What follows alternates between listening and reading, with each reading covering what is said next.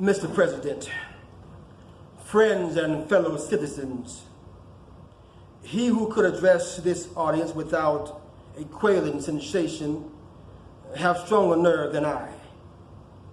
I do not remember ever to have appeared as a speaker before an assembly more shrinkingly, nor with greater distrust in my ability than I do this day. A feeling has crept over me quite unfavorably to the exercise of my limited powers of speech. Fellow citizens, pardon me and allow me to ask, why am I called upon to speak here today?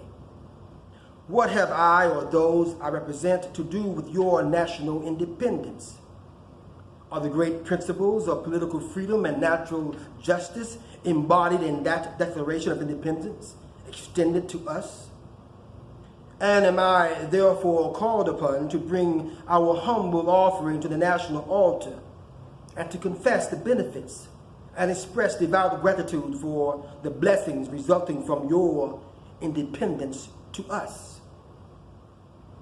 Would to God, both for your sakes and ours, that an affirmative answer could be truthfully rendered to these questions. And then would my task be light and my burden easy and delightful. But such is not the state of the case. I say with a sad sense of disparity between us, I am not included within the pale of this glorious anniversary. Your high independence only reveals the immeasurable distance between us.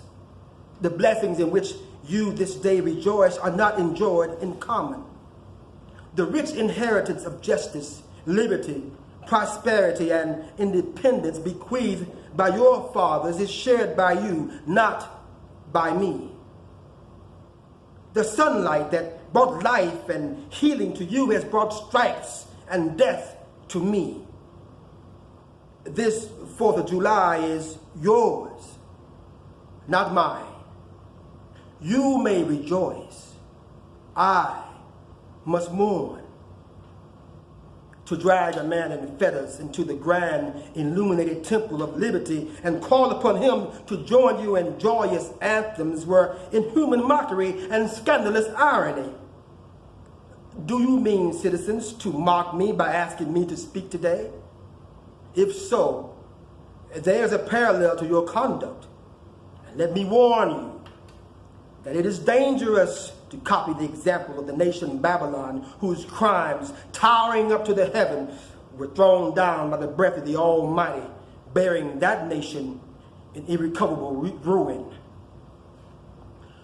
Fellow citizens, above your national tumultuous joy, I hear the mournful wail of millions whose chains, heavy and grievous yesterday, are today rendered more intolerable by the jubilant shouts that reach them.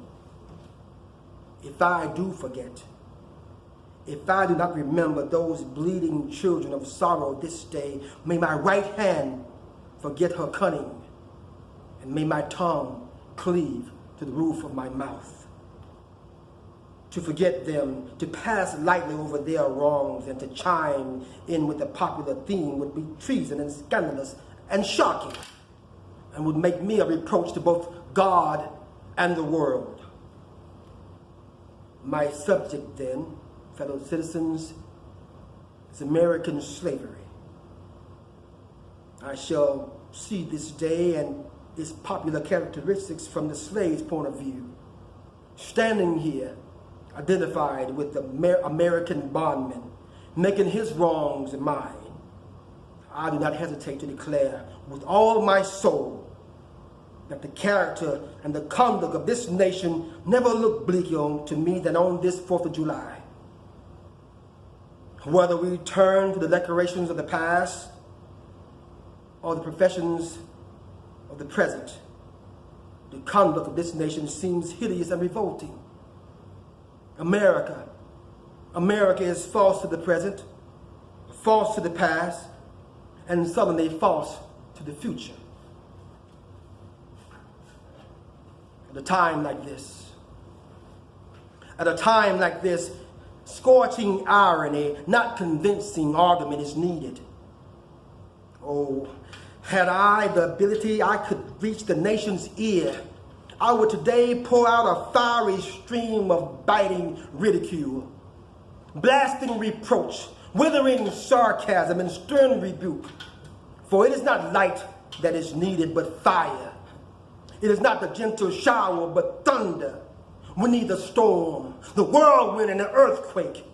The feeling of this nation must be quickened. The conscience of the nation must be roused. The propriety of the nation must be startled. The hypocrisy of the nation must be exposed. And its crimes against God and man must be denounced. What to the American slave is your 4th of July? I answer, a day that reveals to him more than all the other days of the year the gross injustice and cruelty to which he is the constant victim. To him, your celebration is a sham. Your boasted liberty an unholy license. Your shouts of liberty and equality hollow mock. Your prayers and hymns, your sermons and thanksgivings, with all your religious parade and solemnity, are to him mere bombast, fraud, deception, impiety, and hypocrisy. A thin veil to cover up the crimes which would disgrace a nation of savages. There is not a nation on the earth guilty of practices more shocking and bloody than are the people of these United States at this very hour. Go search where you will. Roam through all the monarchies and despotisms of the old world. Travel through South America. Search out every abuse, and when you have found the last, lay your facts by the side of the everyday practices of this nation, and you will say with me that for revolting barbarity and shameless hypocrisy, America reigns without a rival.